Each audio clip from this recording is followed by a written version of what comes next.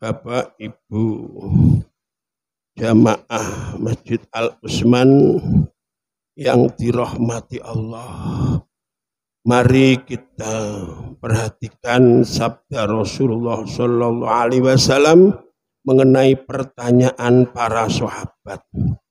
An Sa'id bin Musayyab anna Umar, Ubay bin Ka'ab wa Abu Hurairah radhiyallahu anhum dakhalu ala Rasulillah sallallahu alaihi wasallam. Faqalu ya Rasulullah, man a'lamun nas? Faqala al-aqil. Faqalu faman a'badun nas? Qala al-aqil. Qalu faman afdalun nas? Qala al-aqil.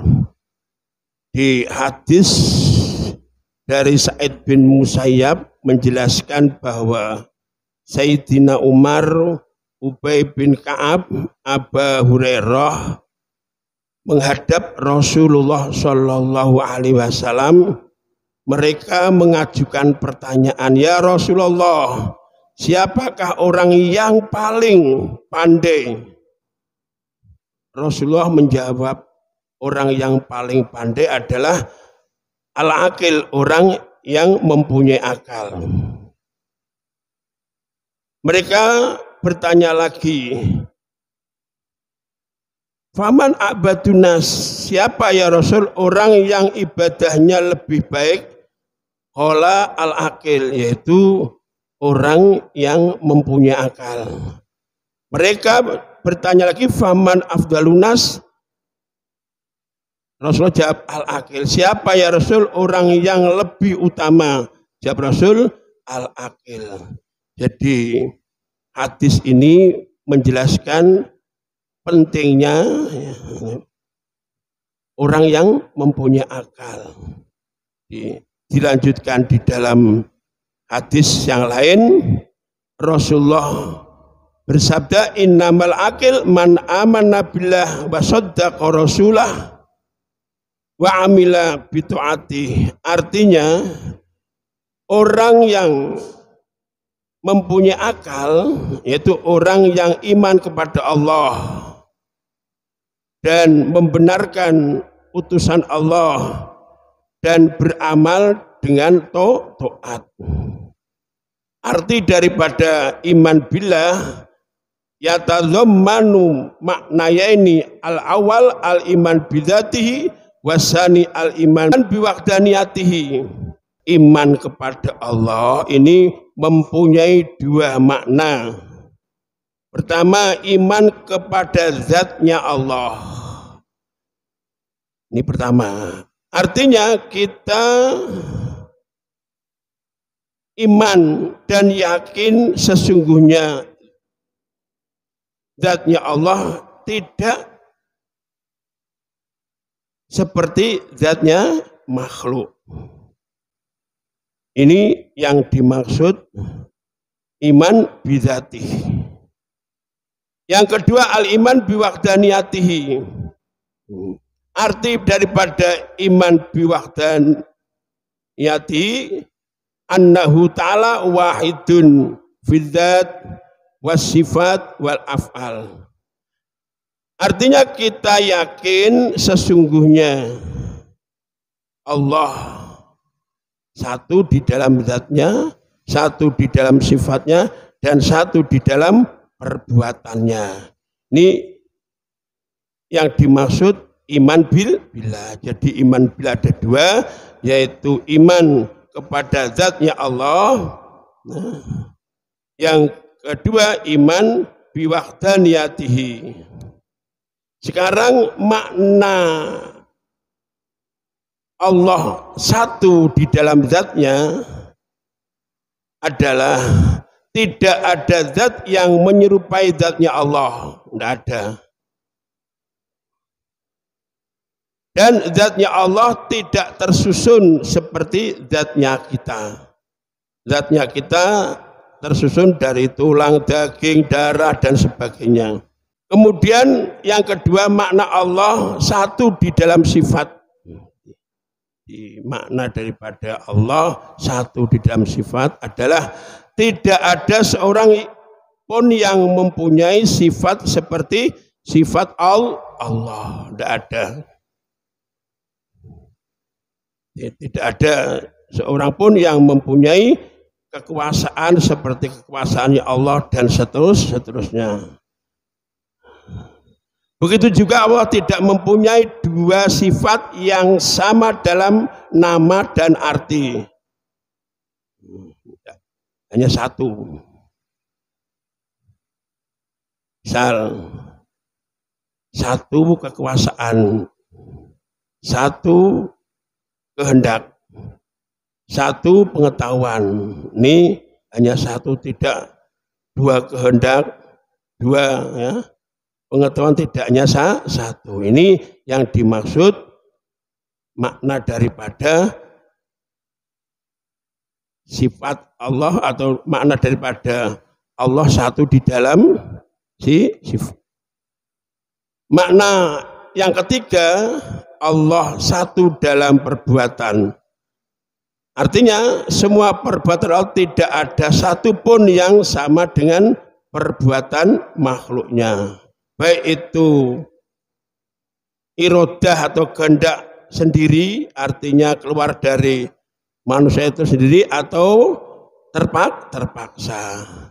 Sebab kehendak manusia, kehendak nunggu irodah, kekarepan, kehendak ini yang kehendak ikhtiari, artinya kehendaknya sendiri, pilihan sendiri, ini bisa menimbulkan pahala, bisa menimbulkan dosa.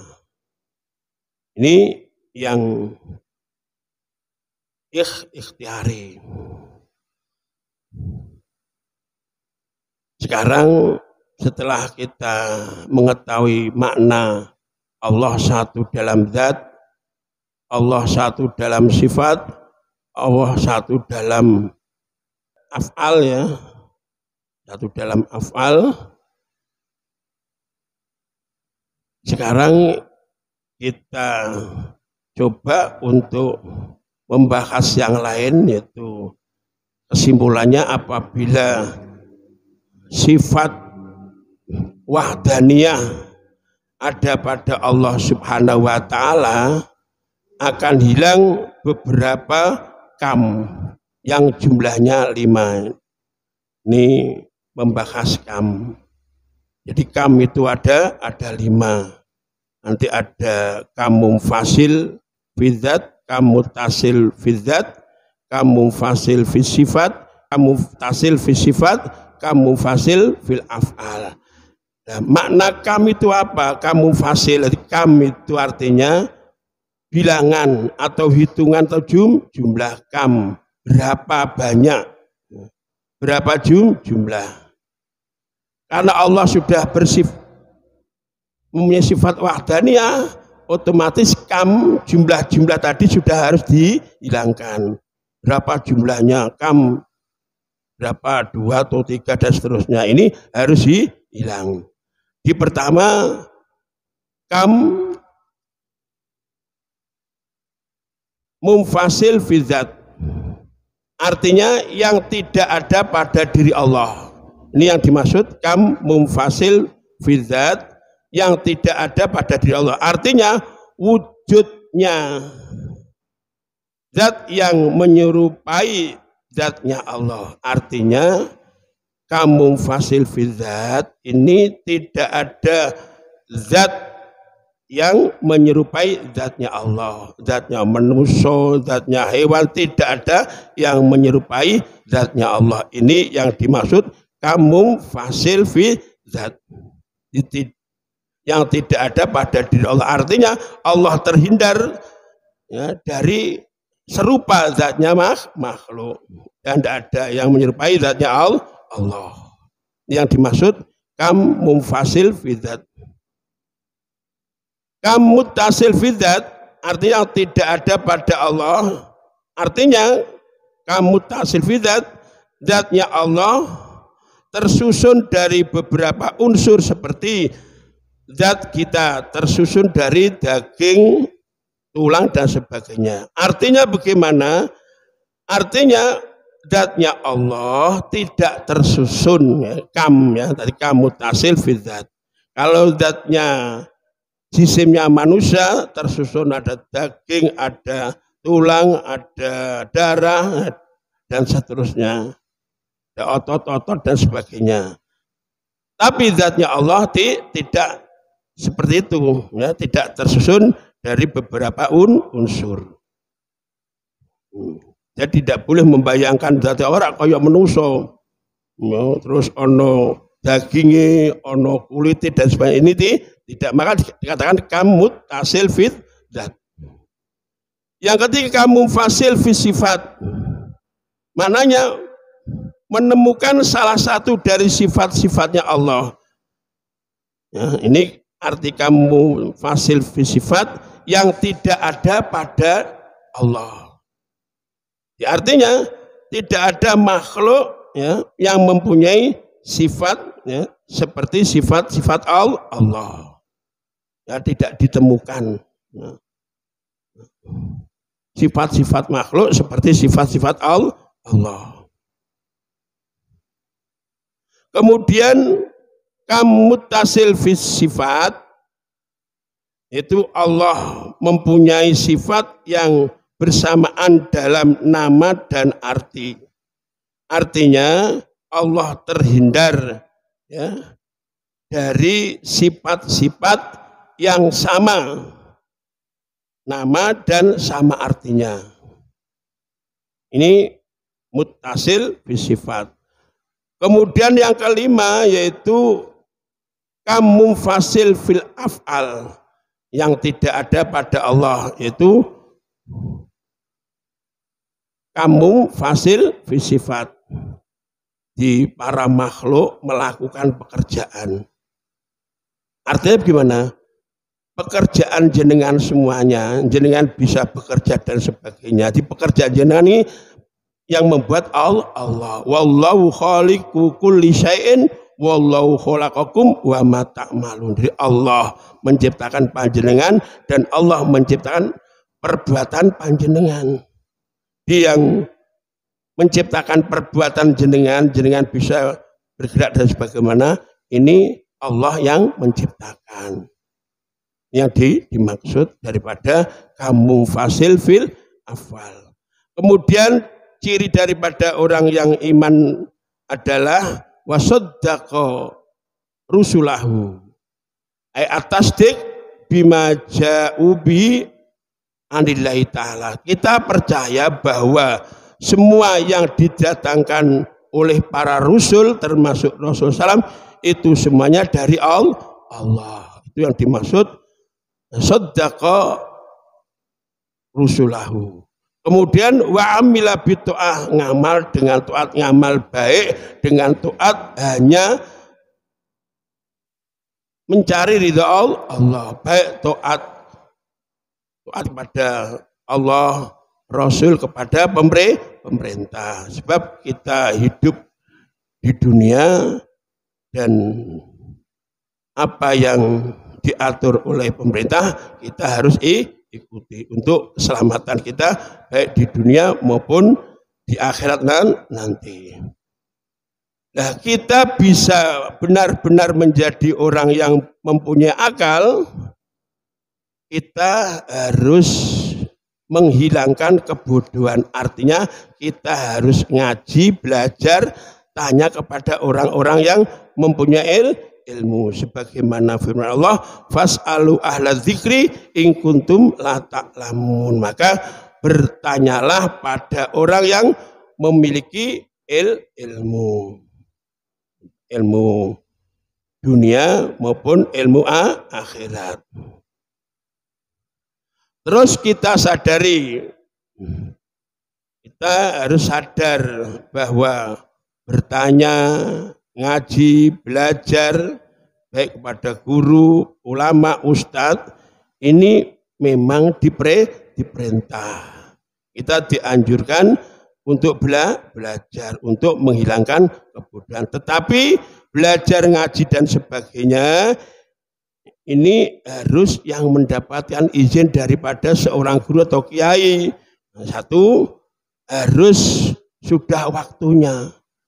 Belum waktunya, lebih-lebih tidak mempunyai pengetahuan di dalam satu hal atau ilmu, ini sangat tercela. Contoh, anak SD kan belum waktunya untuk diajari ilmu tingkat perguruan tinggi, kan belum waktunya. Ini justru semakin tercela. Jadi sesuai kemampuan, sesuai waktunya, dan mendapatkan izin guru atau kiai. Nah, sehubungan dengan fas'alu ala dzikri in kuntum la ta'lamun, kan begini.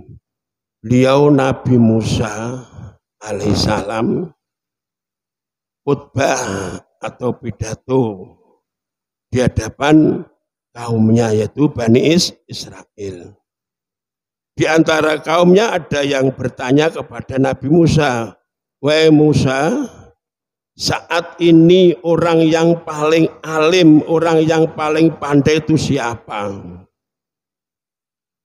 Langsung dijawab Nabi Musa, orang yang paling alim, orang yang paling pandai saat ini adalah saya. Saya. Ya, sebenarnya memang benar ya Nabi Musa, ya. Tapi Nabi Musa ditegur Allah, "Musa, jangan begitu. Masih ada orang yang alim daripada kamu." Ini Nabi Musa saja ditegur Allah, mengatakan paling alim adalah saya. Apalagi kita semua, jangan sekali-kali ya mengatakan atau menganggap diri kita paling alim. Nabi Musa saja ditegur Allah. Ada Musa orang yang lebih alim daripada kamu, yaitu Nabi Khidir. Setelah Nabi Musa ditegur Allah, Nabi Musa diberi petunjuk Allah tempat Nabi Khidir, ya. Terus Nabi Musa mencari Nabi Khidir sampai bertemu. Setelah Nabi Musa bertemu dengan Nabi Khidir, Nabi Musa matur ya pada Nabi Khidir, qala lahu Musa, hal attabiuka ala an tu'allimani mimma ulimta rusda. Bolehkah aku mengikutimu?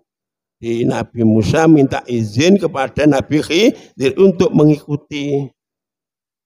Bolehkah aku mengikutimu agar engkau mengajarkan ilmu kepadaku, ilmu yang telah diajarkan Allah kepadamu. Mau bedanya kalau Nabi Musa jelas ilmu syariat, kalau Nabi Khidir jelas ilmu hakikat, nggak nyambung.